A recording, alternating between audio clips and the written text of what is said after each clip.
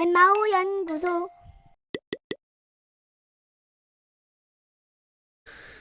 신정론에 대한 영상부터 시작해 봅시다. 여기에 대해서 언급을 해야 되죠. 왜냐면 저번에 그 밀양 거기에 대해서 영화 평을 했을 때 신정론에 대한 이야기가 나와 있고 여기에 대해서 이제 곧 더 얘기한다라고 했었죠.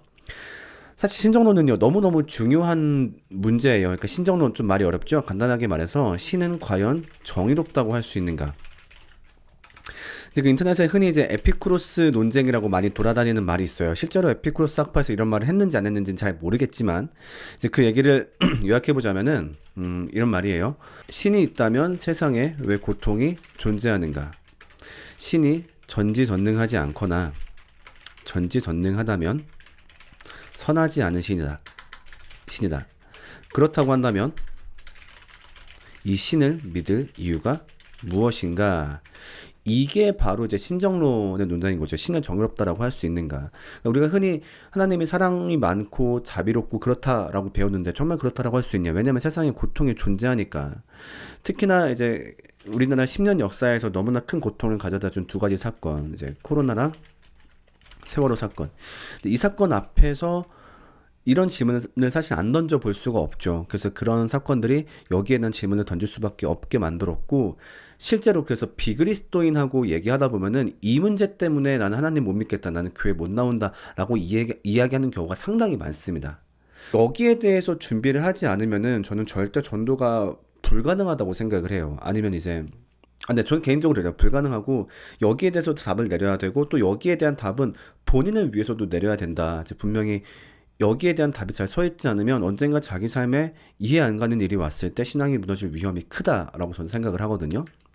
자, 우리 삶에 벌어진 고통을 어떻게 해석할 때가 많냐면은 이제 그렇게 해석할 때가 많아요. 아, 결국엔 하나님이 선한 길로 이끄실 거다. 근데 사실 여기서 선함도 진짜 하나님의 선함이라기보단 자기가 생각하는 선함인 거죠. 그 복된 길로.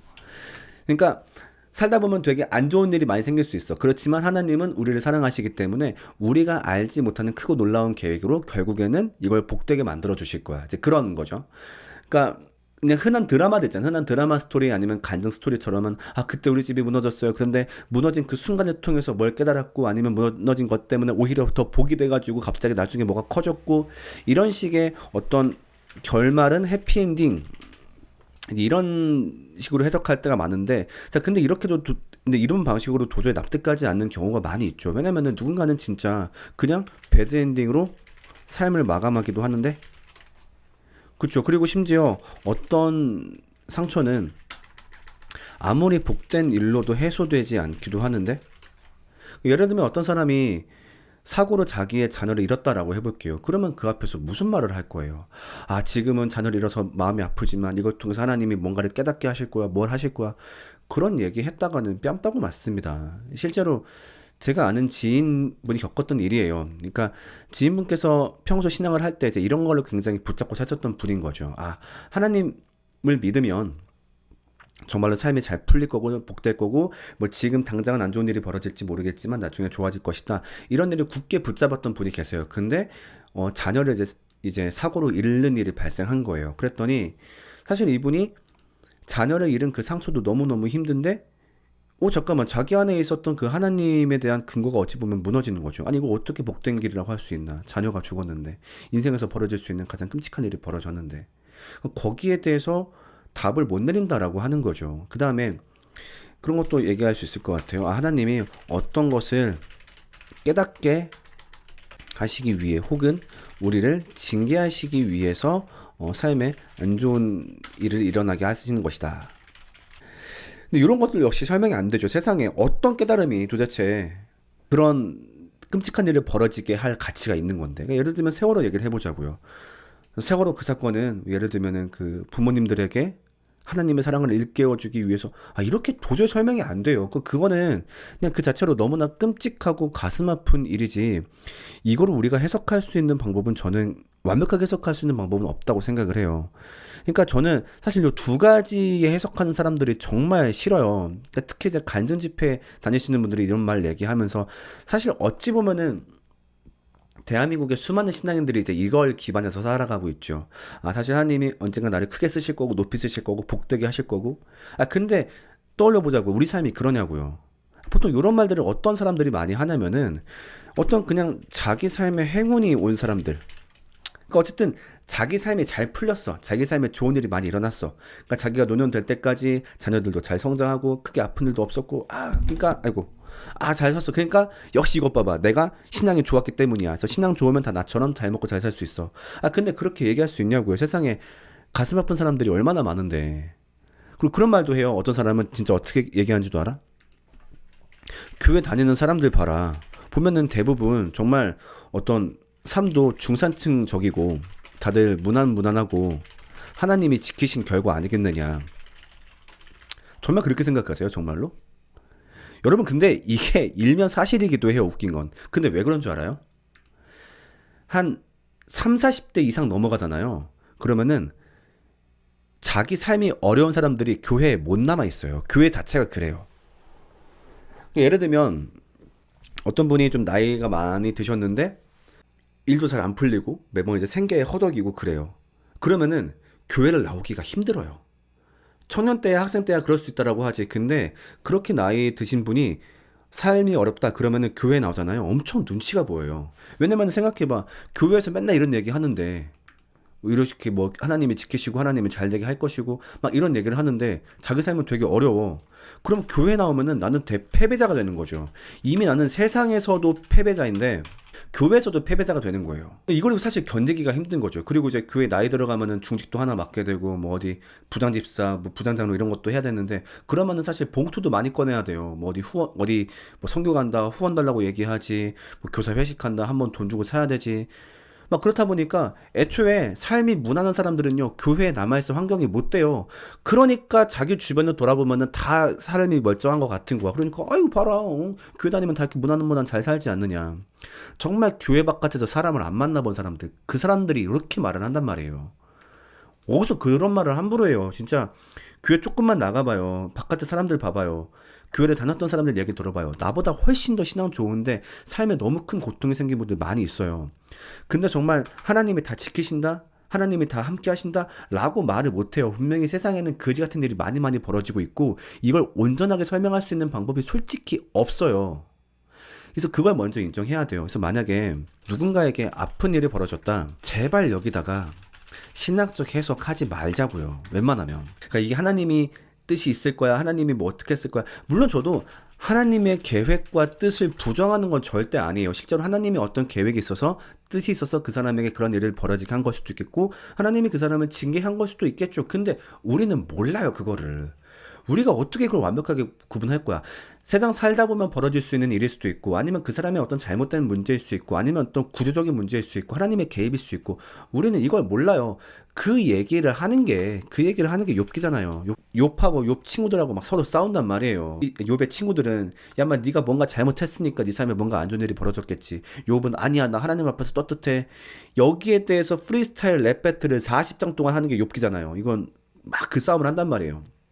근데 마지막에 하나님이 break it down 빵 등장하면서 뭐라 얘기해요. 야 니네가 뭘 알아. 욥의 친구들 니네가 뭘 알아. 이게 얘한테 일어난 일이 얘가 잘못해서 일어난 일인지 아닌지 네가 뭘 알아. 그 다음에 욥 너도 마찬가지야. 정말로 네 삶에 아무런 문제 없다고? 네가 그렇게 얘기할 수 있어? 정말 뭐 네가 뭐 세상 모든 걸 다 알아? 너도 그렇게 말할 수 없어. 세상 만사는 내가 할 테니까 니네가 함부로 판단하지 마. 이게 욥기 그 책이에요. 그러니까 그 얘기 하나 하려고 욥기가 쓰여진 거예요. 그러니까 우리가 함부로 말을 할 수 없다는 거죠.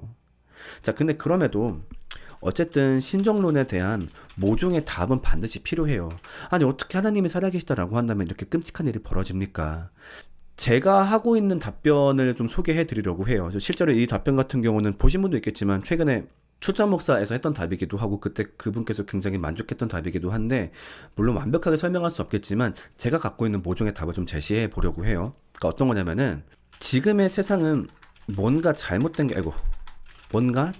게 맞다. 지금 우리가 세상에 우리가 고통받고 있는데 원인이 두 가지다. 그러니까 죽음이나 아니면 악함 때문에 고통받는다. 결국 모든 삶이란 게 그렇지 않느냐. 근데 솔직히 말하면은 세상에 창조자가 있다라고 한다면은 이게 있는 게 되게 이상한 거 아니냐. 세상을 창조할 수 있는 신, 생명을 줄 수 있는 신이 왜 굳이 죽음을 만들었을까? 그 다음에 이 세상을 그렇게 완벽하게 규칙적으로 만들 수 있는 하나님이 왜 굳이 악함을 만들었을까? 이거는 뭔가 굉장히 잘못되고 왜곡된 세상이다. 그렇다면 그 이유가 뭐였냐? 인간이 하나님과의 관계를 끊어냈다. 그래서 하나님으로부터 공급되고 있던 생명이 끊기고 죽음이 들어왔고 선이 끊기고 악함이 들어왔다. 결국 인간이 지금의 나라를 선택한 것이다. 당신 대체할 수 있어. 우린 당신 필요 없어. 그러면서 당연히 하나님으로부터 공급된 게 끊어지고 그러면서 죽음과 악함이 가득한 세상이 벌어졌다. 그래서 우리는 죽음과 악함이 가득한 세상에 발을 딛고 살기 때문에 살다 보면 악한 일이 벌어질 수밖에 없다. 이거는 신앙이 좋고 나쁘고 상관없이 악한 일이 벌어질 수밖에 없다. 기도 열심히 하고 하나님 열심히 선교도 막 끔찍한 일이 벌어질 수 있는 거고, 왜냐면 세상에 악한 일들과 죽음이 엄청나게 많으니까. 아닌 말로 전쟁 나고 그러면은 기독교인만 멀쩡하냐고요. 안 그렇잖아. 그 뭐 세계적으로 대기근 벌어지면은 기독교인들만 갑자기 어디서 막 음식이 솟아나냐고. 안 그렇잖아. 그러니까 당연히 악한 일이 벌어질 수밖에 없다. 그래서 누구보다 지금의 이 상황을 하나님이 힘들어 하실 것이다. 그러니까 얘들아, 도대체 왜 나랑 관계를 끊어가지고 그것 때문에 고생을 하냐. 아우, 나 미치겠네. 그래서 하나님이 그거를 그냥 내버려 두신 게 아니라 이 상황이 너무 싫어서 예수를 보내셨고, 인간이 택한 악함과 죽음을 하나님이 대신 없애주는 이야기, 이것이 바로 성경이다. 이것이 바로 성경이다. 누구보다 하나님이 그걸 힘들어하셔서 인간이 지네가 그걸 버렸지만 하나님이 그거를 주워서 탈탈 털어가지고 얘들아 그래도 그러면 안 되지. 그래서 하나님이 인간에게 부어진 이야기가 바로 성경이다. 그래서 죽음과 악함에 그냥 내버려 두신 게 아니라 하나님이 그걸 굉장히 힘들어하셔서 결국 하나님이 그걸 메꿔주려고 노력하셨다. 자, 근데 그래도 설명되지 않는 게 있어요. 오케이, 그러면은 어쨌든 악함과 죽음에 대한 해결은 나중에 사후에 벌어지는 거냐, 그러니까 예수님을 통해서 사후에 벌어지는 거냐. 근데 그렇게 말하기 어려운 게, 분명히 너희는 먼저 그 나라와 그 의를 구하라, 그리하면 이 모든 것을 너희에게 더하라라고 얘기도 했고, 하나님 나라가 이 땅에서 펼쳐진다고도 얘기했는데, 아니 사실 이 더러운 세상 봐라. 그리고 하나님이 뭐 저기 뭐야, 응? 드레핀 백합화를 보아라, 하나님이 지키시지 않느냐. 그리고 공중에 나는 새를 보아라, 길쌈도 하지 않지만 하나님이 먹으시지 않느냐. 분명히 하나님이 먹이신다고 하지 않았냐. 이건 어떻게 설명할 거냐. 여기에 대해서는 저도 시원한 대답은 아니지만, 저는 이런 말씀들을 어떻게 해석하냐면은, 저는 교회 공동체에 맡겨진 사명 의무라고 생각을 해요. 그러니까 우리가 복음을 영접하고 하나님 나라의 마인드를 갖게 되었어요. 그러면 이제부터 우리는 어떻게 해야 돼? 세상의 악함과 죽음을 소멸해 나가기 시작하는 거죠. 우리가 하나하나. 그러니까 누가 죽음 때문에 고통받고 있어, 누가 악함 때문에 고통받고 있어, 우리가 그걸 도와야 되는 거죠. 하나님이 먹이신다라고 하는 거는 하나님이 직접 먹이시는 게 아니라 하나님이 그 하나님 나라의 사명을 받은 공동체를 통해서 하나님이 먹이신다라는 얘기겠고, 때문에 우리는 그 사명을 받았으니 세상 가운데 벌어진 악함의 문제를 해결하기 위해서 열심히 노력해야 되겠죠. 그래서 구제해야 되고 아픈 사람들을 돌봐야 되고, 또 동시에 선교를 통해서 이 말씀을 사람들에게 많이 전해야 되겠고, 그래서 그걸 통해서 세상에 하나님 나라가 이루어지고 악함과 죽음을 해결하는 하나님의 방식이다. 그래서 결론부터 얘기하자면은, 신정론, 하나님은 정의로우시다. 그렇다면 세상에 왜 악한 일이 벌어지느냐? 인간이 그 나라를 선택했다. 그래서 하나님이 하나님의 나라를 대신 예수를 통해서 되찾아 주셨다. 그리고 그리스도 공동체를 통해서 하나님은 세상을 돌보신다. 이렇게 말할 수 있을 것 같아요. 물론 이렇게 돼도 완벽하게 세상의 악함이 처리되는 건 아니고, 거기에 대해서는 사실 저도 좀 안타까운 부분이 있어요. 하나님, 다 알겠는데 정말 저런 끔찍한 일만큼은 막으셨으면 안 되는 겁니까? 라고 묻고 싶은 게 한두 가지가 아니지만, 거기에 대해서는 제가 종종 하는 말이지만, 천국 가서 하나님 멱살 잡아보자. 그때 한번 물어보자. 저는 그렇게 생각을 합니다. 그래서 제가 갖고 있는 신정론에 대한 대답은 이래요. 그래서 결국 이제 우리가 해나가야 될 일이고, 또 동시에 우리 안에는 정말 이런 일을 해나갈 수 있는 원동력이 충분히 있고, 그래서 교회 공동체가 세상에서 굉장히 중요한 사명을 지니고 있다라고 저는 생각합니다. 그래서 아무튼 결론, 누군가 안 좋은 일 당했으면 그거 신학적으로 해석하려고 나대지 마라. 우리는 함부로 모른다. 우리의 할 일을 하자. 그 사람 위로해주고 싸매주고 돌봐주고 하나님 말씀을 전하자. 오케이? 댓글 좀 읽어볼게요. 그렇잖아. 지금 용현님이 말했지만, 기독교를 믿으면 하나님이 잘 지켜주겠지, 삶에 복 주겠지. 아니, 제자 12명 중에 11명이 목 잘려 죽은 종교에서 뭘 기대해 도대체. 그렇잖아. 성경 중에서 제일 많은 책을 쓴 바울이 목 잘려 죽었는데 그 종교에서 뭘 기대? 여러분 바울 봐봐요. 바울은 이 종교를 믿기 전이 행복했어. 그냥 가말리엘 수하에 있을 때 거기서 행복했단 말이야. 이 양반은 굳이 기독교 와가지고 인생 조진 양반이야. 근데 그런 종교를 믿으면서 뭐 지켜줄 거야. 하나님이 다 선하게 만들어 주실 거야. 취업도 잘 풀릴 거고 뭐도 잘 풀릴 거야. 그런 마인드 때문에 교회 다니시는 분들이 정말 많은데 빨리 깨어나셔야 돼요. 이놈의 종교는 그걸 보장해주는 종교가 아니에요. 제가 해봤더니 그거 보장 안 해줘요. 세상에서 풍족함은 진짜 운에 달려있다. 운과 개인의 노력에 달려있다. 이것 때문에 좌지우지 될 수 있고, 근데 또 동시에 세상의 풍족함이 그렇다면 과연 좋은 거라고 할 수 있느냐? 악함과 죽음이 가득하다 보니 이것이 또 좋다고도 할 수 없다. 그러니까 세상 살면서 뭐 그렇게 잘 살아보겠다, 잘 먹어보겠다, 그냥 그런 생각하지 말고 하나님 나라 안에 거하고 교회 공동체 안에 거할 때가 제일 행복하다. 그거면 됐다. 라는 마음을 좀 가져보자라고 생각합니다. 엠마 연구소